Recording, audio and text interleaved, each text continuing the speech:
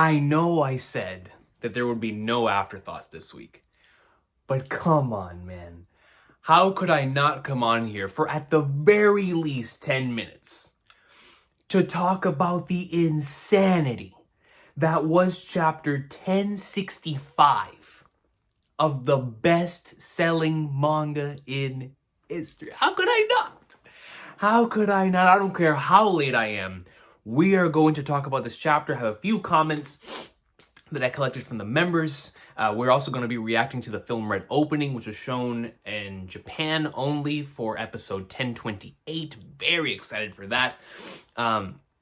So it's going to be a nice one. Before we get into any of that, I just have to stress this color page, y'all. Look at how goated this is, man. Look at the goats. Look at my boy. Like, come on, man.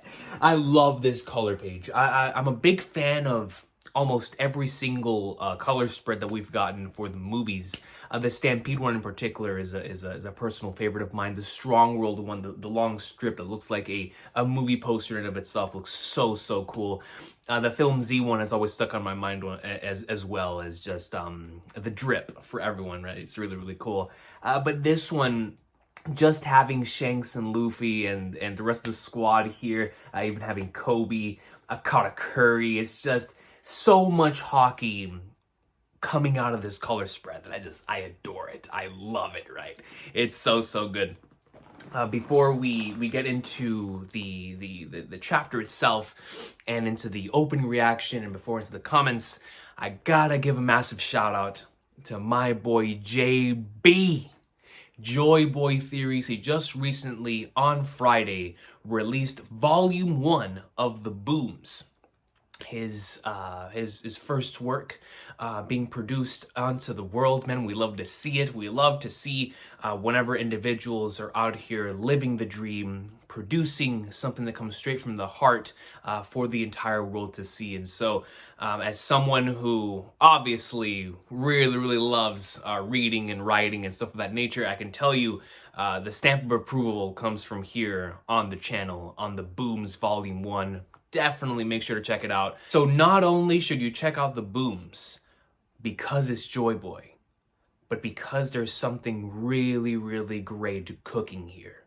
Something special, you know? And so if you want to be a part of an early viewing of what is inevitably going to be a fantastic series in the making, then I would highly recommend jumping on board before the rest of the world is able to catch on and be one of the first individuals to be on the Booms hype train. So I would highly recommend checking out volume 1 of The Booms from JB himself. You can find a link down in the description box down below over on Amazon, and it should arrive on your doorstep as soon as possible. Nothing but love to my boy Joyboy, man. Without further ado, let's watch this film Red opening, and then let's talk about this magnificent chapter, man. Because Oda, Final Saga Oda? He moves different. He moves different, y'all. I mean, you already know. If you're reading the chapters, you understand. You know where I'm coming from. The man is just moving on an entirely different level right now. So let's go ahead and check out the opening. I'm very excited for this one.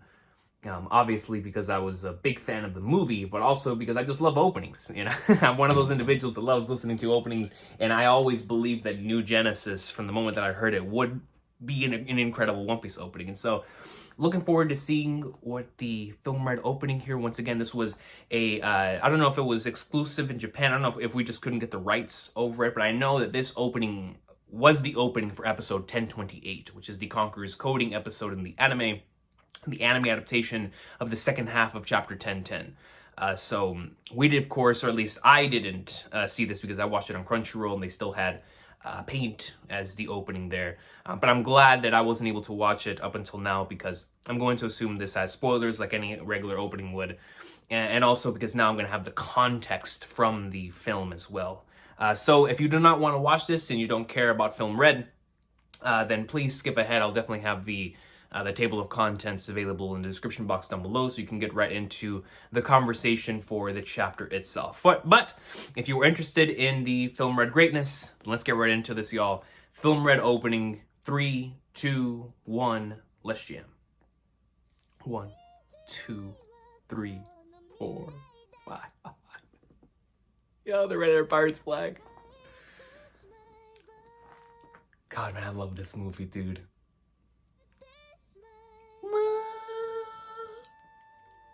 This song goes so hard, bro.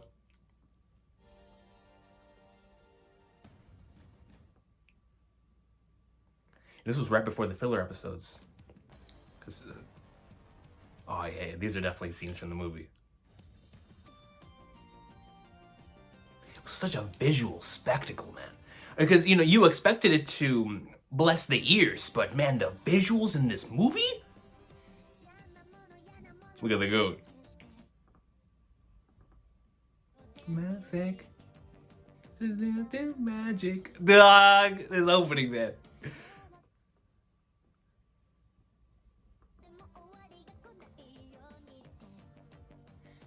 That was hype. I wanna be Beppo! Yo, Beppo was an unsung MVP in that movie, man.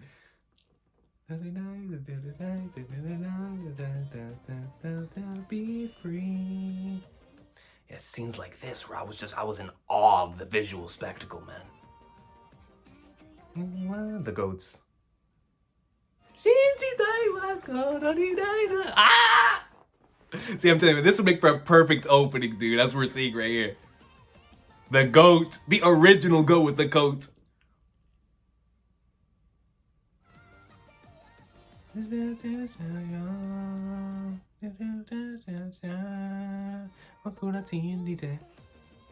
Gear 4? Oh!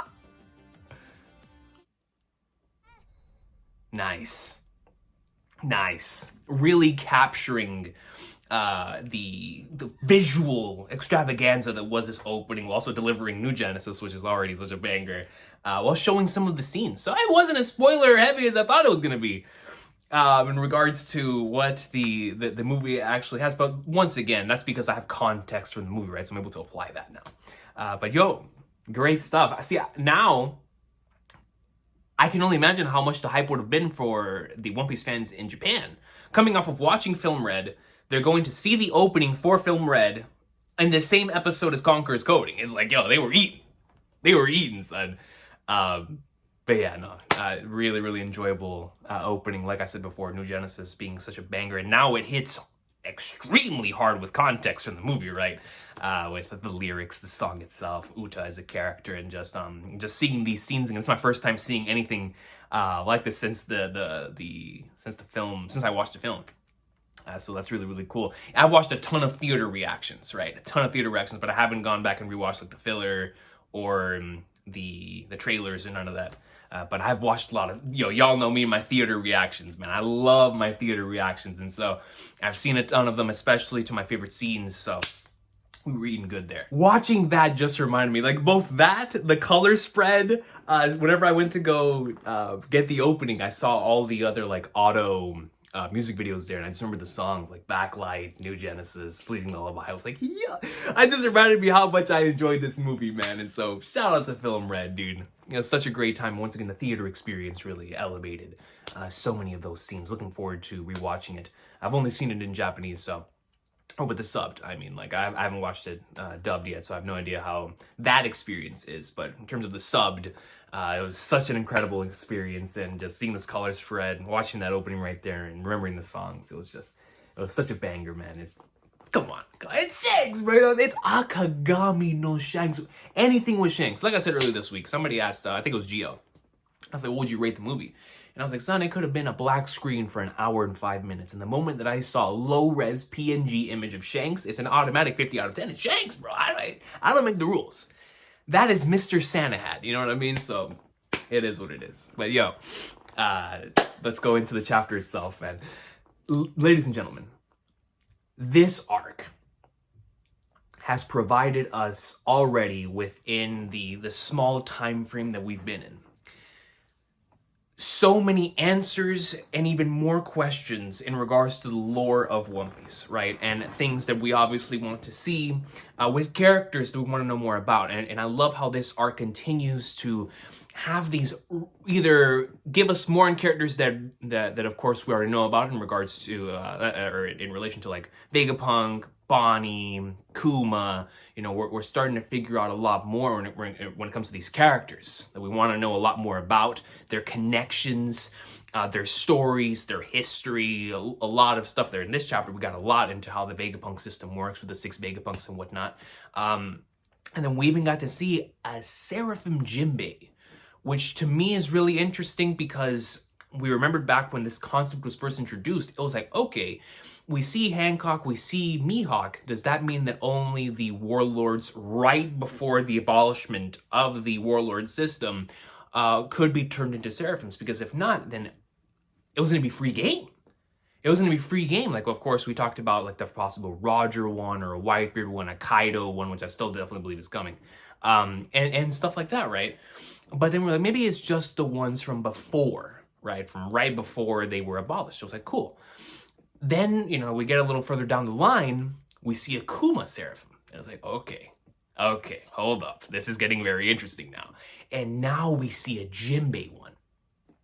So now that Jinbei has become one, it is safe to assume that there is quite a few remaining that I really can't wait to see, because if we're going to go into the history of the Shichibukai as we know it, we're going to potentially see a Seraphim Law, Dofi, Gecko Moria, Crocodile, like all of these different ones, that is going to be very interesting considering these are characters that we have seen in their, whenever they were children at Roger's execution, right? We always think back to that as in Strong World Chapter 0.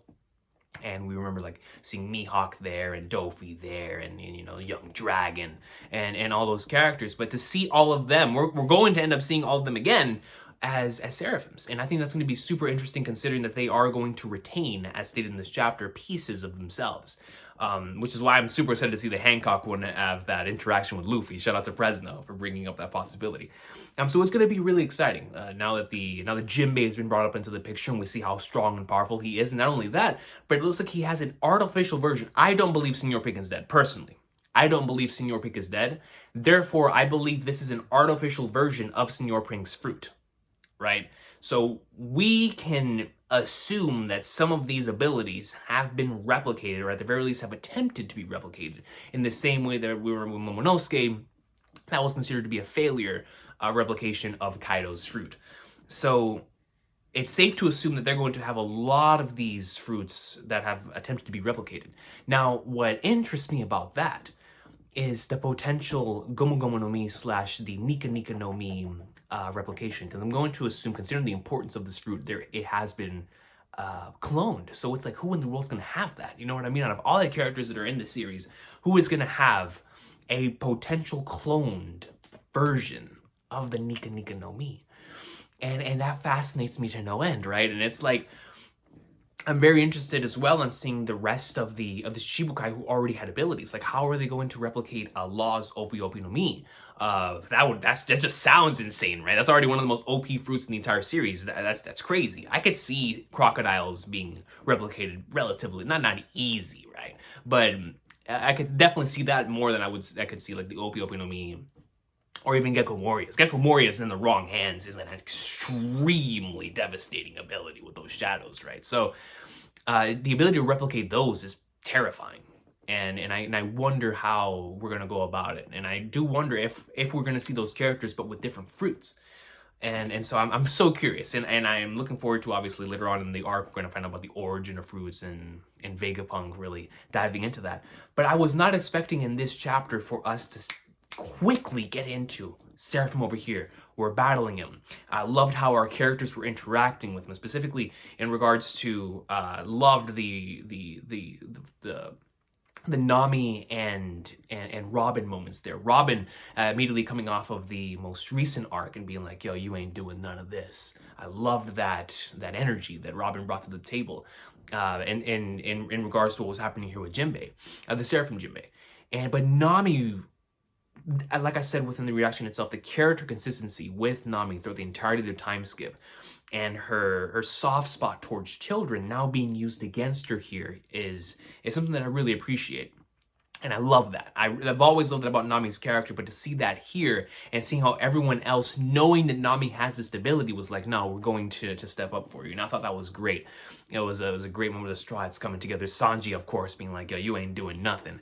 And it just goes to show how insanely powerful these Seraphim individuals are. These cyborg versions of the Shichibukai, and the fact that they're able to take on multiple different members of the Straw Hat crew, which is an Emperor crew, and still put in work. It just goes to show how insane they are. And we knew that just based on what they did on Amazon Lily with the Hancock and Kobe and Blackbeard situation back a few chapters ago. But seeing that here at the forefront with characters that we know just came off of an incredible battle over in Onigashima, it just further goes to show, like, yo, they're no joke. The Seraphim are nasty. They are crazy, and we have yet to see what they're fully capable of. Once again, just love the vibe. I'm loving this arc. It's adventure piece, it's lore piece, it's all of what makes the adventure aspect of One Piece so special here at the forefront here in Egghead Island. I'm still looking forward to seeing what Oda has in store with Zoro and Brook. A lot of different things could be cooking there. I definitely am expecting Zoro to pop the question eventually in regards to the Smile Fruits. And to Vegapunk and stuff like that. And of course, as we've talked about multiple times, I'm going to assume someone is going to make their way up there, and Zoro is going to be the one to defend, or make sure that no one gets past. Like, Zoro and Brook are going to be there to defend, whether it be against CP0 or whoever makes their way up to the stratum of where they are, right at the entrance to the lab. Zoro is going to be the one to meet him, and that's going to be a very interesting conversation and or clash when the time comes. So we get introduced to quite a few members of the, like, officially we get introduced to, like, Edison the Thinker, and Pythagoras the Wise, York the Greedy. We get to see Shaka the Good. Shaka is I'm so fascinated in Shaka. But York, obviously, a really cool design. Edison, I think Edison and I are probably the ones that are most like similar in regards to, I most certainly understand where Edison's coming from. It's like, oh, I have an idea. Oh, and I got to write that down. You know what I mean? And then Pythagoras the Wise just has a really, really cool futuristic type of, it looks like a Pixar design, and I like it a lot. But I like the York the Greedy, just reminds me so much of Bonnie that I'm super interested in seeing more from York as well. But Shaka obviously being the one that has like the Daft Punk 01 design, and also like I believe Uteron, right, is the name of the YouTuber, the One Piece YouTuber that also has a similar type of thing, which people have said it could be a reference to Uteron as well. But I really enjoy Shaka's just overall energy and vibe. It's just really, really cool, and I love how all of them have a different type of a personality, a way of going about things. It's like Vegapunk truly did split himself up into 6 different parts, and they all maintain something from Vegapunk.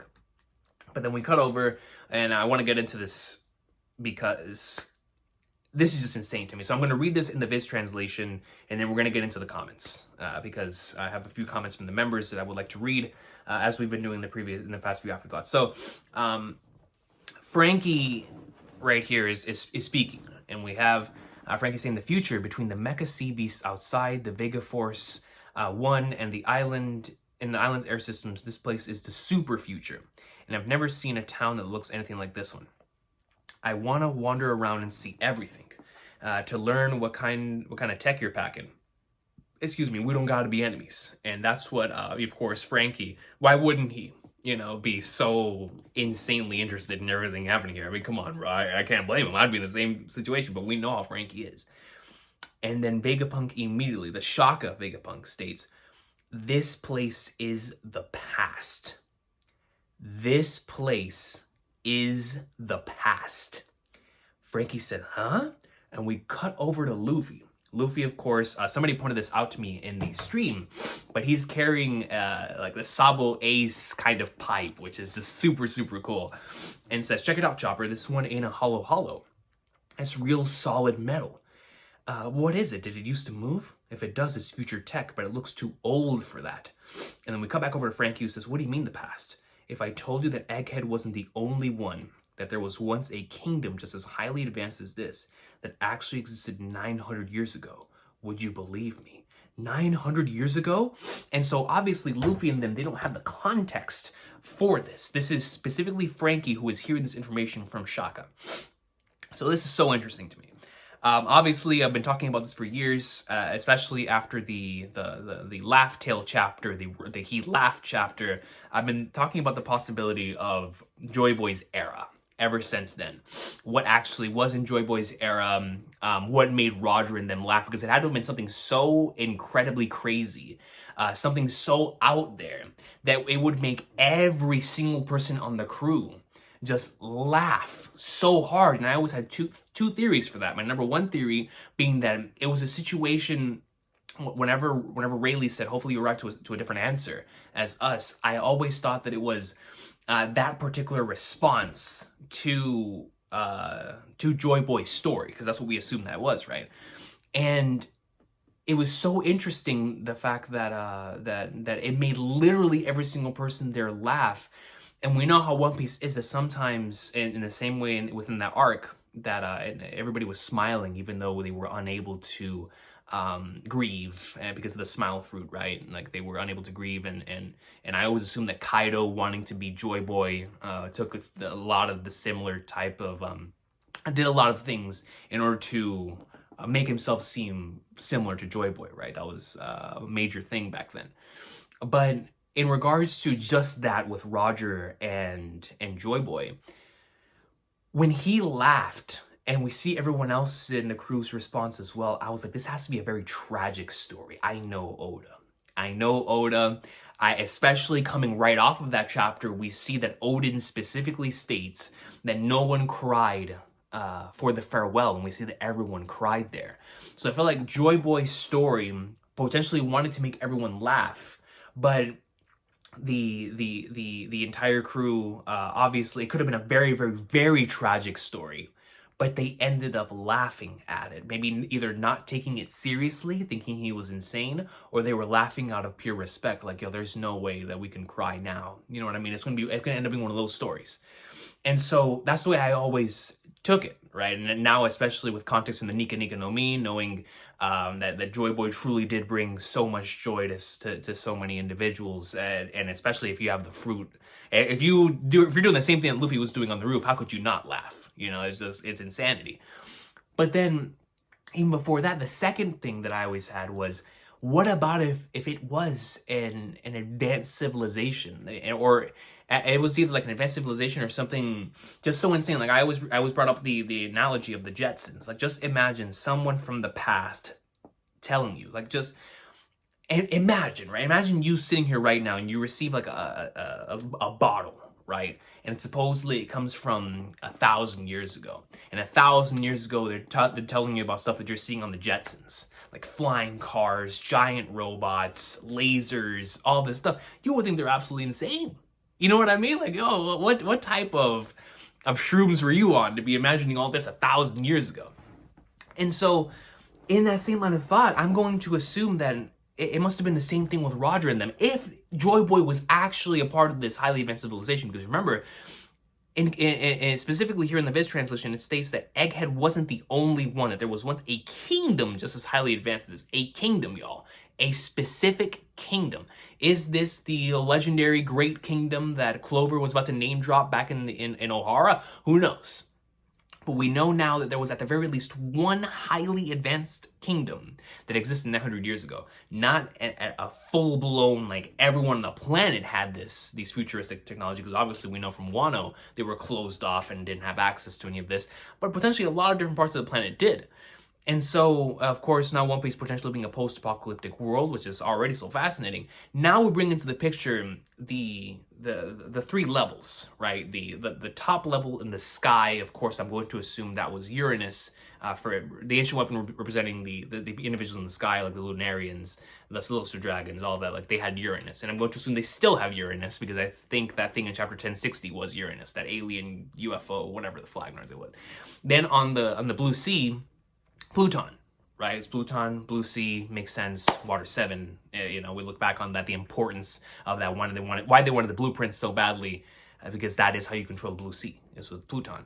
And then, of course, now under the sea, because now that's all three, right? You have one in the sky, one on the sea, and then one under the sea in Poseidon. Poseidon actually being a person, right, that is able to control all of these different sea kings. If you had access to all three, just one, it feels like you would be able to go in like somewhere. If you had access to all three, you legitimately could destroy the entire world, and that could be what happened all the way back then. It interests me so much now with this context of I can't wait to see what Pluton and Uranus actually look like, because let's just say that Pluton is a battleship, was a ginormous warship that has like this crazy futuristic technology.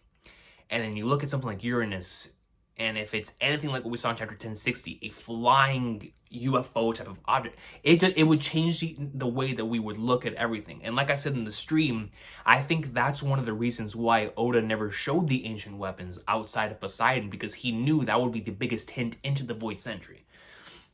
I think that's so cool. I think that's so cool because it's almost like you would see it, but you wouldn't get it. You remember whenever he was talking about Instant Messenger Sama, and it was like, in the interview where somebody asked, oh, who is Im-sama? And he was like, yo, if I told you, it'd be boring. Like, you wouldn't get it. And with this context, it makes sense. It's like, if we were just to be told what Instant Messenger Sama is, we wouldn't understand. We need the story behind it. We need to understand potentially what the Void Century actually is, to properly, like, appreciate what Instant Messenger Sama actually is. So I'm so interested. Obviously, as a massive fan of JRPGs, this is something that is not exclusive to One Piece. And as I've said so many times, One Piece is heavily inspired by those 90s JRPGs. And we see this at the forefront here, clear as day with this chapter. And I love this. This is arguably one of, if not my favorite lore drop in regards to the overall world of One Piece and the Void Century, because honestly, this is our first look into the Void Century. We've had many different looks into characters from that time period, things from that time period, but this is our first time actually seeing something directly from the Void Century that gives us a clue as to one part of it, right? I think that's so cool. That's so cool. Not only for the overall, like, it just changes the game in regards to One Piece and highly advanced civilization taking place in the Void Century is absolutely insane. And it changes the whole idea of what the ancient weapons actually are, what Instant Messenger Sama probably did in regards to, you know, resetting the verse, quote unquote, and life restarting again 800 years ago, and everything changing after that with the WG and the 20 kingdoms and all of that. Like, it's very, very exciting. And what this reveal does is it hypes up the Void Century even more. But in just regards to this giant suit of armor that's rusted and looks crazy. Giants, y'all. Giants. They have become so prevalent within the story that it really does feel like what y'all have been telling me in the comments might actually be the case, where this arc is going to be the Water 7, quote unquote, to Elbaf's Enies Lobby, where we're going to find out so many important things about, of course, the world of One Piece, but about giants. Why giants were so important to ancient civilization. And potentially, in order to counteract those giants, they were trying to create these giant robotic figures, these giant things made of metal, just to combat these ginormous things. Because imagine someone of Orz's size rocking the Nika Nika no Mi or becoming a Logia. It's like, oh, that's just insane. Rocking Conqueror's Hockey. It's like, bro, that's terrifying. And so in order to counteract that, they must have tried to gigantify multiple different things and or create these giant robots, whatever it is, right? Like, that to me is so interesting. So interesting, and it does most certainly tie into Elbaf. And of course, when we get to Elbaf, we're going to go into the Vikings and the giants and mythology. But on top of all of that, it looks like we're going to go even more. If we thought Wano was, which it was, gave us major clues into the Void Century and into the past of the verse, Elbaf, man, especially after this chapter, Oda's going to be cooking. Oda's going to be cooking. So I am so excited for the potential reveals that are going to be coming out of this. But just the idea of a highly advanced civilization having existed 900 years ago, and Vegapunk is just bringing these things from the past here, trying to make where we currently are catch up to where they were then. It is such an amazing idea, and it's only elevated Egghead Island. Because now Egghead Island is going to be the arc where we're going to find out even more, not just about the Void Century, but also about fruits, right? It's like so many of the things that make the One Piece world work. Egghead Island. Egghead Island, man. And so the arc just continues to get better and better. And like I said before, one of my favorite reveals in the entire series. And it's just crazy to me that this chapter confirmed this. You know, this is the biggest hint into the Void Century we have, period. And I look forward to talking about the Void Century even more as the arc progresses, because obviously now that we know more about the Nika no Mi, and we continue to hear more about Joyboy, and Zunisha and all these different pieces are finally starting to we're finally starting to see some sort of threads that connect to each other. In regards to the Void Century, it's just going to make when we actually get that flashback just the absolute best. The absolute best. And I can't wait for it. But let's get right into the comments. So we have a few comments here from the members. Shout out to the members, man. First one here coming from Recon, Golden Santa Hat, my dog. Says, yo, I couldn't sleep because of this chapter, man. You're not the only one, dude. Not the only one, man. You know. Anyways, one thing I find interesting about this rusted mech is that it has horns like oars and a sword stabbed through it. I can't, oh man, yo, I already love where this is going.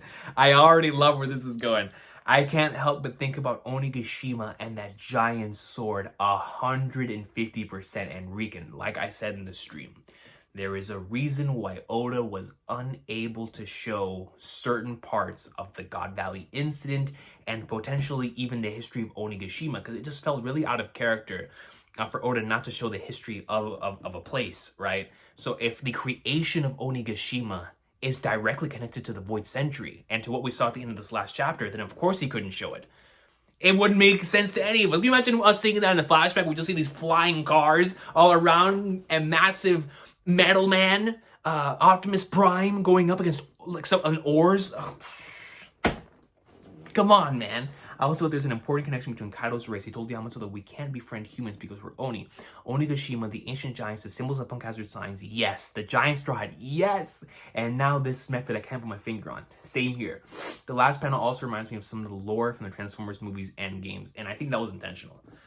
Oda's probably a massive fan of Transformers, you know, that it was an 80s cartoon, so probably heavily influential.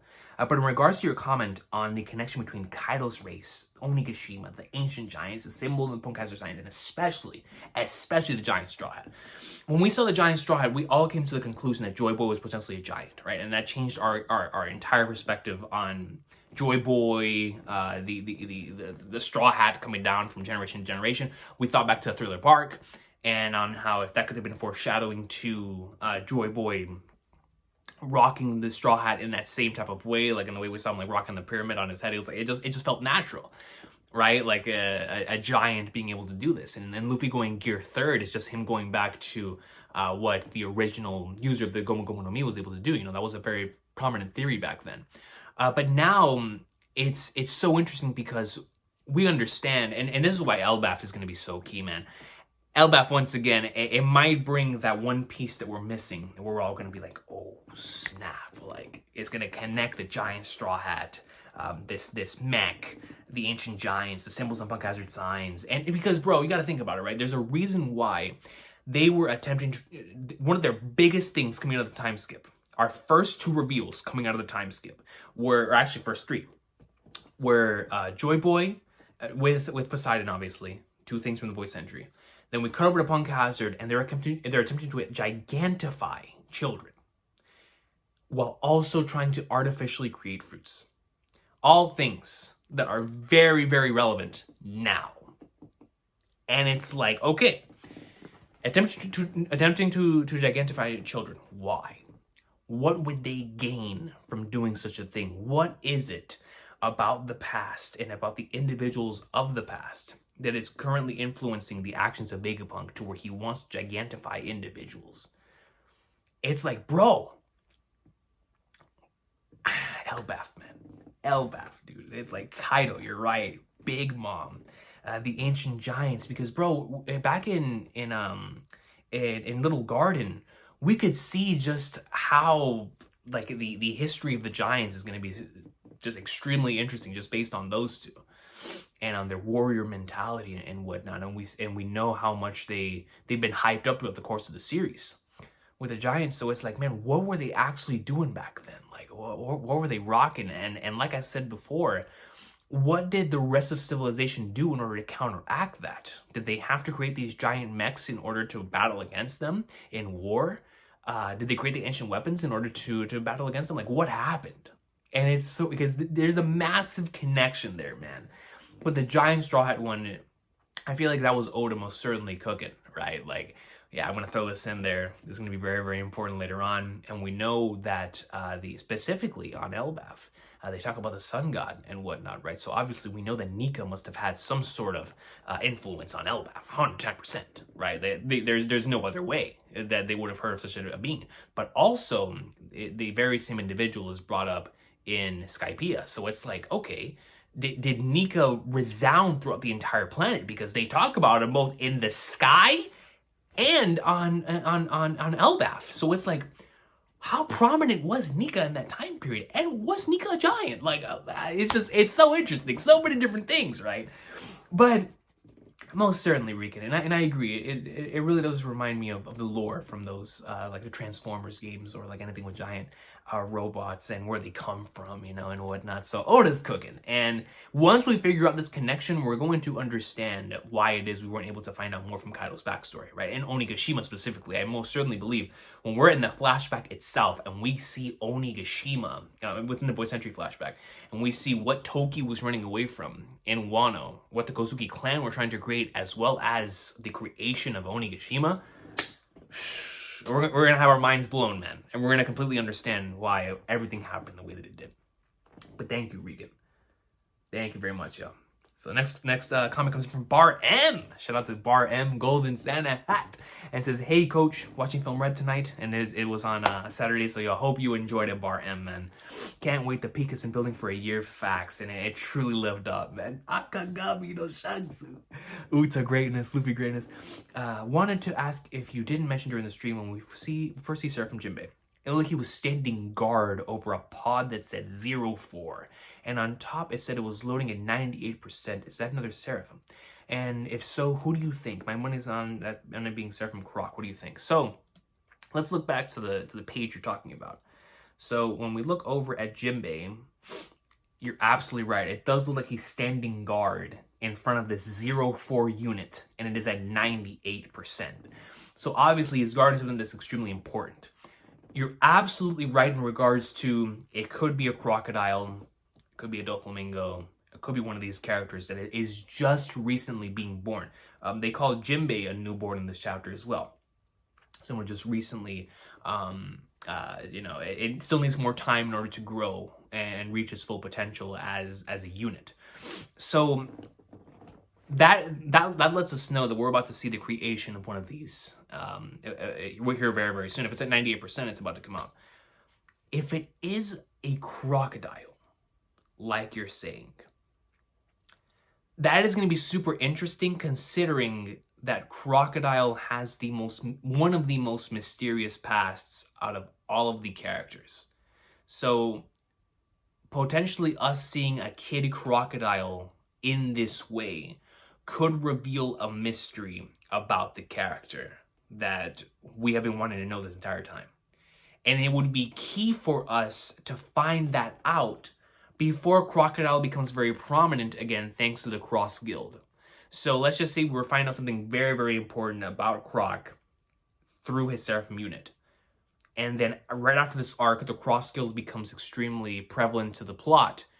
And now we have that connection with Crocodile, and we're able to understand what his motivations, or more of his motivations, and why he's so interested in the ancient weapons and stuff like that, right? So I would love for it to be Croc just because of that. So I'm right there with you on that bar. And if that's the case, that's extremely exciting.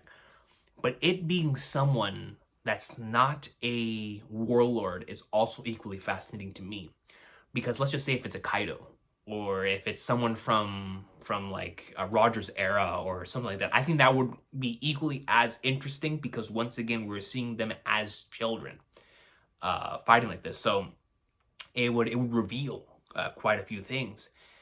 But if it is Croc like you say it is, I'm 100% down for that, because once again, it would add so much. We would finally get answers to Crocodile's backstory, see more of who his character truly is, because these characters are going to maintain pieces of the original individuals. So it would be super cool. I would be down for that, and I think it would be very interesting, considering that Buggy, Croc, and Mihawk probably are going to have to fight their own versions of these down the line, right? And in another arc, right? Because they're all former warlords, and so they would have to run across, unless they get defeated, their units, but they would have to come across their, Croc, Seraphim, Mihawks, and Buggies. So we'll see what happens. We'll see what happens. Knowing Oda, it most certainly could be Buggy as well, considering taking the comedic route. But I think, like you said, having it be someone like a Crocodile would be so key to the plot, and I would love that. I would love that. So thank you, Bar M. A great comment. Absolutely. If we were to get Crocodile here, that would be so key for the rest of the story moving out. The next one comes in from Iron SOTG, another golden Santa hat. Shout out to Iron. It says, my man, off topic, but can you give me a peg leg update? I might have missed it, but I'm just wondering about your recovery. How long do you expect the injury to take to heal, and how are you feeling? Godspeed with you, bro. I appreciate you so much, man. So on the peg leg, right now it's feeling great. Still can't function normally, but from a pain tolerance standpoint, it's feeling much better. Can't walk a lot, but I can at the very least like go slowly, right? It's not like I don't have to be like super bedridden anymore, thankfully. But the doctor said it's gonna take a while to heal, so I'm probably gonna be like this for a few more months, I'd probably say. But as far as like the recovery, it's going very well, thankfully, thank God, so far. And for me, like I said, a few more months. I'm hoping that by next spring, at the very latest, I'll be back to normal. So we'll see what happens there.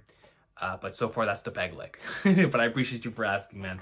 It's so weird whenever, like for example, when I'm reacting and I just want to jump out and I know I can't, because it happened for one of the chapters and I felt so much pain. I was like, no, I can't do that ever again. I can't do that ever again. I gotta wait till this thing fully heals. And so that's where I'm at with that. But thankfully, we're going into like swim more, and the recovery is coming smooth. So thank you for that, Iron. And the last comment for today comes in from Subra. Shout out to Subra, another golden Santa hat, who says, hello, King. Hope you're having an awesome time. I'm sharing some thoughts. You've read my Stella thread. Yes, great Stella thread. So from there, Shaka might be the brain and the 6 Vegapunks, and also controlling the whole thing 110%. As we see the 6 Stella making the whole Vegapunk. Now, just a curious thought, why Shaka's face is still hidden? Is it just a brain? And also, Dragon and Shaka relation, what if that's Luffy's mother? Just a thought. So you think that Shaka could potentially be Luffy's mother? That's a very interesting theory. Just because there's a reason why that mask is there, right? When there's a masked character in One Piece, it is for a purpose, right? Like this character either has a relation to one of the characters involved, or they don't want their face to be seen for one reason or another.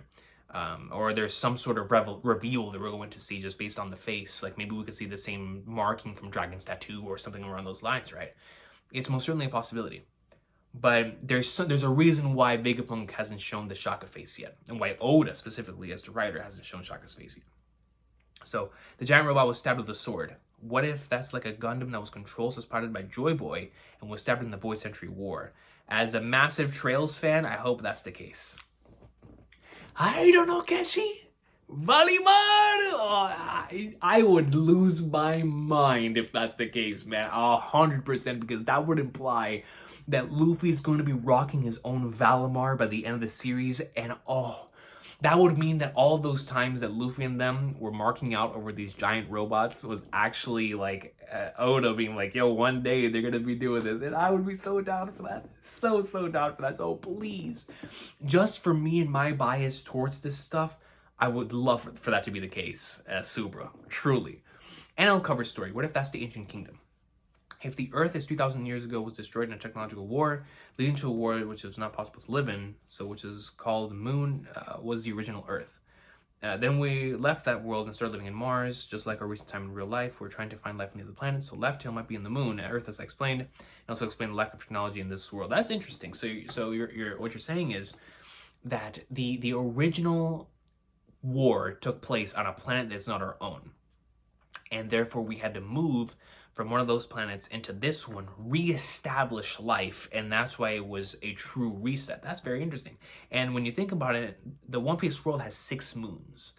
So if one of those moons is actually another planet, and one of those planets is Laugh-Tale, the original Earth, whatever the case may be, that would be super, super sci-fi. But hey, it's not out of the realm of possibility. That's actually really cool. I haven't heard anybody say it like that. So like NL's cover story being there on the moon, if that was the actual ancient kingdom, and that would explain why it was so highly advanced up there. You might be onto something, Supra. You might be onto something. I like that. I explained the will of D during the live stream. D stands for devil. Scientists create devil fruit. I'll explain how it works here. I disagree with you on that. I agree with the idea, with the whole enemies of the gods. I agree with that 100%. But I still believe that the D is going to represent something piratey, going back to the beginning of the series. So that's why I've always liked the Monkey Davy Luffy, or because, like I said, I get it. I get where y'all are coming from, because I've heard this before when it comes to the whole enemies of the gods, and if it ends up being the case, then it makes sense, right? But for me, the D has always, I think it would be much cooler if it would take the piratey approach to it, where it's actually representing a family of I don't know, like I said before, a Davy Jones or something around those lines. And so, but regardless, that's a conversation for a whole other day. But regardless, I'll explain how it works here. Fruit was mixed lineage factor, was created with superhuman ability. After eating it, it replaces or takes shape according to the heart. So when the user dies, the body disappears and the heart remains in the sea. That's how people get these fruits in the sea. It also shows how Sanji's powers are like devil fruits. Mad's research started like that and originally was to create fruits. So let me go ahead and take this back a bit. So a fruit with mixed lineage factor was created with superhuman ability. After eating it, it replaces or takes shape according to the heart. So when the user dies, the body disappears and the heart remains in the sea. And that's why people get fruits in the sea. That is very, very interesting. And also we're to show why it is that they won't be able to swim. And of course, like you said, how Sanji's powers are like fruits, even though it's not, or any type of these cyborg individuals. And Mad's research starting like that all of those years ago is also very interesting. Sorry again for the big comment, but I hope you like it. Great stuff here, Super. So I want to stick on this last one for the fourth one. For when it comes to the fruits, because the fruits has always been something. It's why we're also interested, right, in the origin of fruits, especially here within Vegapunk, potentially giving us the actual truth, right, on the origin and whatnot. It's so interesting considering that the one part about the fruits which has always been shrouded in mystery is why can't they swim? Is it a punishment? There's something there, and knowing Oda, he's gonna add that different layer to it that's gonna make it a ton of fun, right? So if that were to be the case, and that's where we're focusing so hard on lineage factor, then all props to you, Subra, because that's so true. That is so true. Lineage is from individuals from the ancient civilization, but it just makes you wonder. It's when and why were they created? I can't wait for this Vegapunk story, man. Whenever he tells us, because it's gonna answer so much, right? But now, great stuff. And one last thing on your thing with the NL cover story, that is a major possibility in regards to that being the ancient kingdom. We've always wondered why the Celestial Dragons wear these spacesuits. Of course, they don't want to breathe the same air as everyone else, but just in concept, why in the world would they wear spacesuits? It's did they come here from somewhere else? And that's always been so interesting. So thank you very much for your comments. Super awesome stuff. I appreciate every single one of y'all for continuing to blow my mind with these incredible theories, especially for a chapter of this magnitude. So obviously spoilers are out, so I won't be able to look at the comments, but I will look forward to seeing y'all this week for what is bound to be another crazy chapter just based on the run that we're currently on. Very much look forward to seeing if we get any answers to the reveal at the end of this chapter, and or if we're going to be kept in limbo like we always are when it comes to One Piece greatness. But this is Final Saga Oda. I know he's going to deliver no matter where we go, so it's going to be super, super exciting stuff. But this has been the Afterthoughts. Thank you so much for watching. I apologize for being late, but we had a lot of fun, and I could not go this week without doing the Afterthoughts. It's just way too much to explore and talk about possibilities and all that stuff. So I will see y'all. Take care. Go Peace is going in, and Final Saga Oda is a different animal, man.